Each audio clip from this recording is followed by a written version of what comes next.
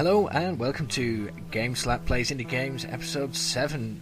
Today we are starting with the wonderful Avatar Bowman 2. Enjoy the music, enjoy the show. This is nothing compared to the Wii Sports Resort archery game, but still this is probably one of the most pleasant games featuring an avatar that I've ever actually played ever in my entire life. Possibly not for this mode though.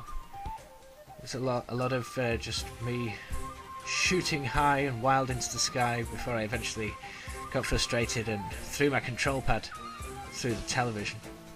So we went on to the other mode that the game allows, which is a much simpler side-on, almost 2D version. This is much more fun. As you can see here, it's also a lot easier. Maybe not from that shot. But the music's darn catchy as well. It's like being in Brave. Here we go. Darn. So that's the particular highlight of this week. So we shall move on to game number 2, which is an Angry Birds ripoff. This is Angry Fish in the Deep Sea. Looks just like a ripoff, handles like a piece of shite. This is possibly, not possibly, this is down there with some of the worst games that I've played on the indie game roster. There's just no need for it whatsoever. I have no idea what Angry Birds plays like on a console. If it's as slow and as unresponsive as this pile of shite, then it's no wonder that there aren't more of them. Anyway, let's get away from that pretty quickly. Expectro Patronum! We now have mini wizards. We understand why they're wizards, I just have no idea why they're mini or why they're messing around in somebody's bedroom. So you always have to invert the Y. So yeah, here we go, let's get to grips with this. This again, actually, rather strangely, we've had 2 games this episode that have featured the word Avatar in, and neither of them are particularly that bad. There we go, Expelliarmus and something that... Incendio? Is that the one that Harry Potter uses to set people on fire? I have no idea. If it is, it probably would be.